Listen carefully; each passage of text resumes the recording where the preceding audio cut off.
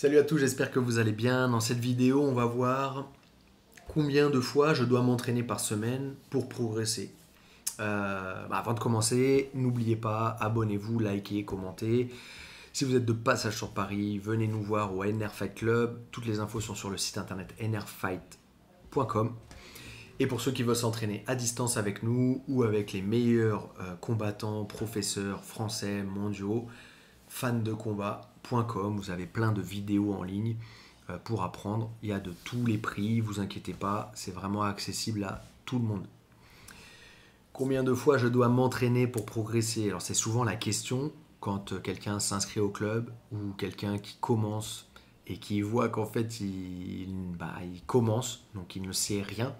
Il prend conscience qu'il ne sait rien et il veut essayer de rattraper ce manque de connaissances. Combien de fois je dois m'entraîner? Donc déjà la première chose, tout dépend de votre planning déjà, de combien de fois vous pouvez vous entraîner. D'accord? Première chose.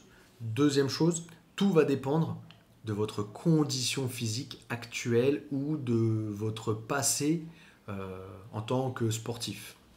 Si c'est votre premier sport, ça ne sert à rien de vouloir précipiter les choses, sinon vous allez risquer de vous blesser. Vous allez augmenter les risques de vous blesser.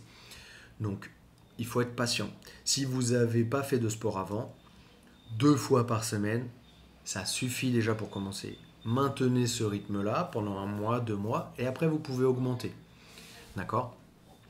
Vaut mieux faire, si vous voulez faire plus, vaut mieux faire 2 fois les sports de combat et 1 fois un peu de préparation physique, un petit peu de cardio, plutôt que de vouloir faire 3 fois les sports de combat pour aller plus vite, mais derrière, votre corps n'est pas prêt à ça.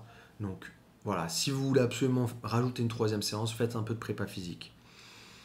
Par contre, si vous avez déjà un bagage, vous êtes déjà physiquement, on va dire solide, vous avez déjà fait des sports avant, n'hésitez pas à commencer déjà à 3 cours par semaine. 3 cours par semaine, pour moi, c'est le minimum. Le minimum, c'est 2. Mais 3 fois par semaine, c'est vraiment bien pour pouvoir quand même progresser correctement, avoir une bonne progression, sans être dégoûté non plus, sans que ça rentre trop dans la tête, trop de stress. Non, il faut que je m'entraîne tous les jours, tous les jours, tous les jours.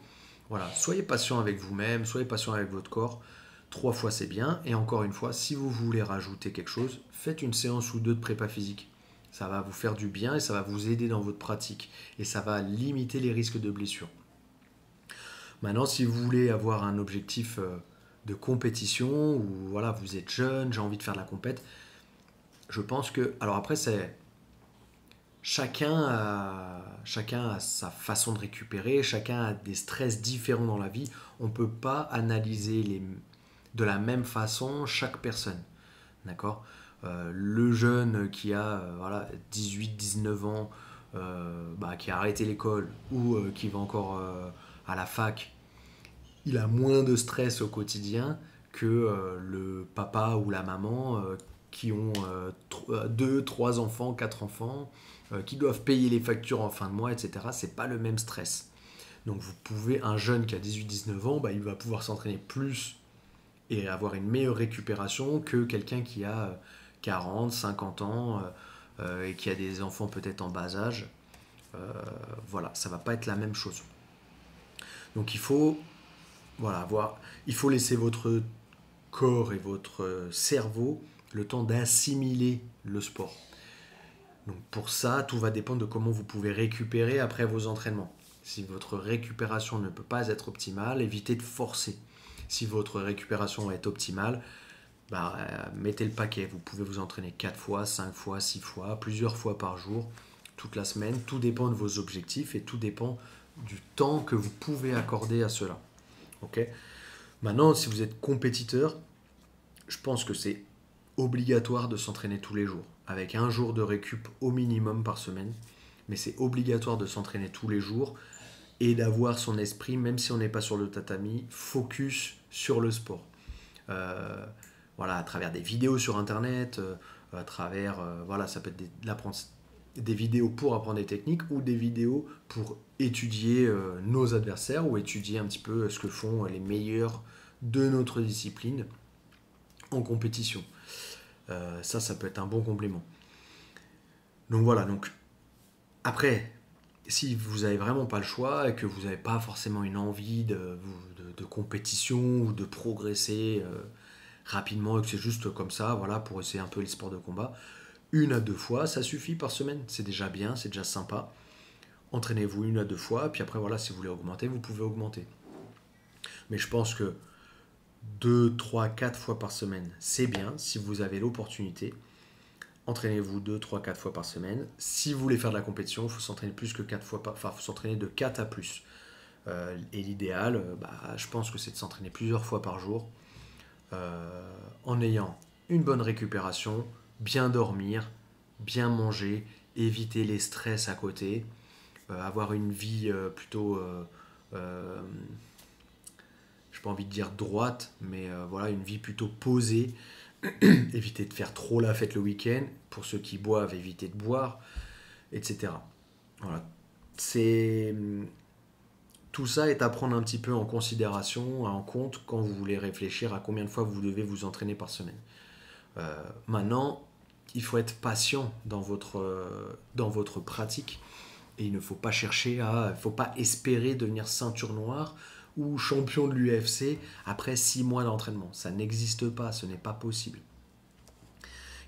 Pour exemple, quelqu'un qui rentre à l'UFC, c'est quelqu'un qui a au moins, au minimum, 8 ans de pratique de sport à bon niveau. Allez, 5 ans peut-être à très bon niveau. C'est-à-dire qu'il a commencé, normalement il avait déjà un physique, il avait déjà des qualités physiques. S'il a mis 5 ans pour aller à l'UFC, c'est qu'il avait déjà des qualités physiques et des qualités peut-être cognitives, le cerveau qui avait déjà appris d'autres choses, donc il a réussi à apprendre plus rapidement. Mais ça reste très très rare. La plupart des gens, c'est 8 ans, 10 ans d'entraînement pour pouvoir performer à haut niveau. Donc, ayez conscience de ça, et c'est des gens qui s'entraînent normalement quasiment tous les jours. Ils s'entraînent tous les jours, normalement plusieurs fois par jour. Voilà. Moi, tous ceux que je connais qui performent à haut niveau, ils s'entraînent tous les jours, quoi. Ils s'entraînent tous les jours. Après, il y a des exceptions de personnes qui ne s'entraînent pas tous les jours, mais ça reste très très rare. Très très rare. D'accord ? Maintenant, vaut mieux s'entraîner qualitativement plutôt qu'en quantité absolue. Vaut mieux faire des bonnes séances avec des thèmes bien précis, avec beaucoup d'envie, plutôt que de faire plein de cours où c'est libre et puis j'ai pas mis beaucoup d'envie dans mon entraînement. Voilà, un exemple, moi que je connais, c'est par exemple Mansour Barnaoui. Je sais qu'il ne s'entraîne pas énormément. C'est pas quelqu'un qui va faire 2 entraînements par jour. En général, il va faire un entraînement par jour, mais cet entraînement-là, il va le faire à fond. Il va tout donner dans son entraînement. Donc voilà, après, ça va dépendre aussi de quelle intensité vous mettez dans vos entraînements. D'accord ? Et je pense que plus vous mettez d'intensité, mieux c'est. Maintenant, on n'est pas tous capables de mettre l'intensité que Mansour met sur ses sparring ou sur ses entraînements. Mais si vous arrivez à mettre cette intensité-là, vous ne pourrez pas vous entraîner 2 fois par jour, ça sera compliqué. Ou alors cette deuxième séance, c'est que de la technique. Que de la technique. Voilà, mais tout ça, ça va dépendre de votre professeur. C'est pas vous qui décidez normalement. Vous pouvez juste décider de venir sur le tatami. Donc si vous allez devoir décider de combien de fois vous venez sur le tatami. Donc ça, c'est vous personnellement, ce que vous pouvez faire par rapport à votre vie et votre planning. Voilà. Mais pas de stress. Faites en fonction déjà de votre planning. Faites en fonction de votre temps et voilà, de votre possibilité de bien récupérer après les entraînements. Voilà, j'espère que cette vidéo vous a plu, que vous avez trouvé des informations intéressantes. N'hésitez pas, si j'ai oublié des choses ou si vous voulez me faire part aussi de votre expérience, n'hésitez pas à commenter. C'est des sujets sur lesquels vous voulez que j'intervienne, n'hésitez pas aussi à commenter, ça me fera toujours plaisir. Merci à tous et on se voit dans la prochaine vidéo. Ossa!